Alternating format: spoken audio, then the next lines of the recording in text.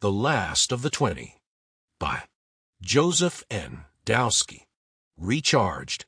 Miller connected his helmet and his spent power packs to the robot. How long? He asked the machine as he looked up at the sun, still hoping to make more ground while he still had daylight.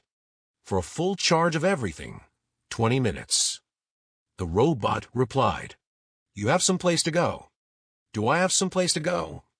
Miller was surprised by the robot's colloquial manner of speech. "Yeah, what's your rush?" MCS 124 rephrased. Not a very robotic or military answer in response to my question.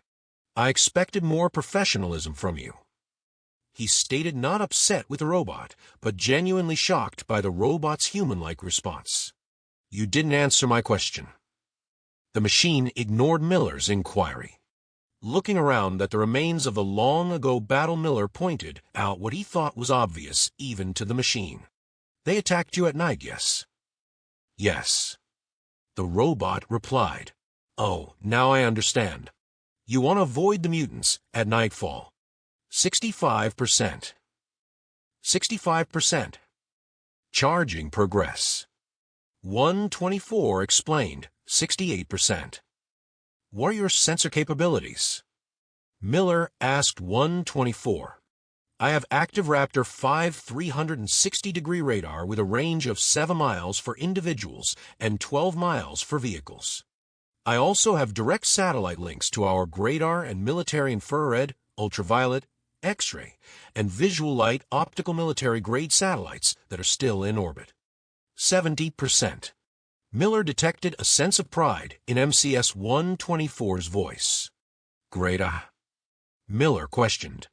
"Gravitational wave sensors. The satellites can measure minuscule changes in the pull of gravity on the Earth in order to map out underground structures." 76%. "You're telling me you can see underground?" "Of course not. That's silly." It replied, "The radar satellites can see underground. I merely have access to their observations." 83%. "Silly. They programmed you to say silly."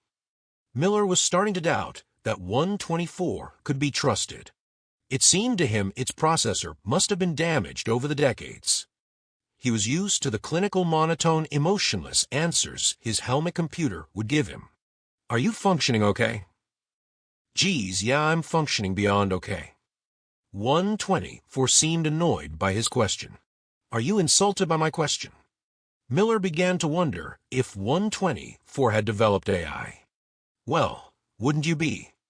Am I functioning okay?" 124 sarcastically replied, "I'm sorry." He felt strange apologizing to a machine. "You are forgiven. Just don't do it again." 124 answered in a friendlier tone, "Oh, I seem to have spoken too soon."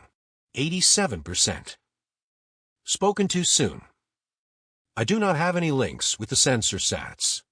It seems none have remained in orbit." 92%. "How's that?" Miller asked, disappointed in the possibility of him losing such a great advantage in sensors. "It seems over the years they have lost their low surveillance orbits. Without managed boosts to maintain their orbits, I am guessing they have already burned up re-entering the atmosphere. The International Space Station is also no longer detected. It seems it too ended with the same fate."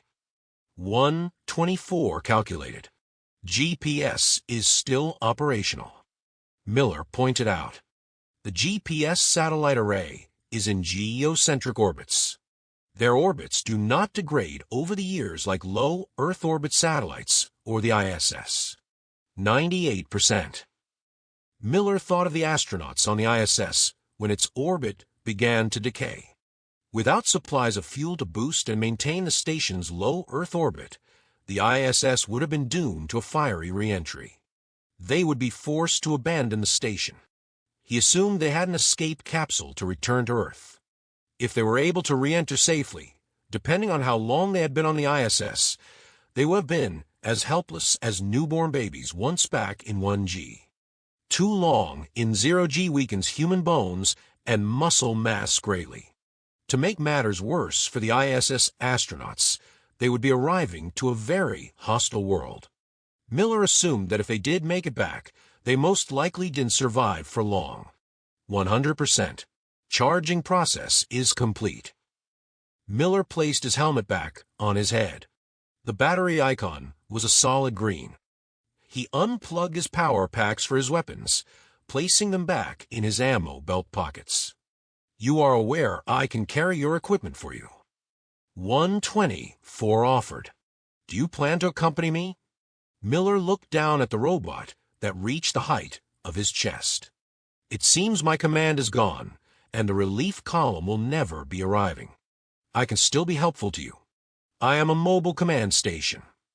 The robot turned on its treads and moved towards the south exit of the defensive position. And you are a commander, yes? Okay. He took off his heavy backpack and placed it on the back of MCS 124. 124 stopped before the exit, turned, and faced Miller. So, where are we heading?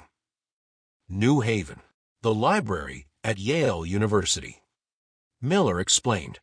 For you, that could be a 2-day walk, since you are avoiding nighttime travel. The robot pointed out. Why do you want to walk? There is a marina right nearby. It's how the VIPs made their way to Shelter 1 in Manhattan. We should take a boat. How many blizzards and hurricanes do you think hit this area in the past 20 years? Miller questioned 124. At least a half dozen or more over that period of time. Why? There are no storms now. 124 looked up at the blue sky. How many boats in Marina do you think are still seaworthy after over a half dozen hurricanes and blizzards? Miller asked.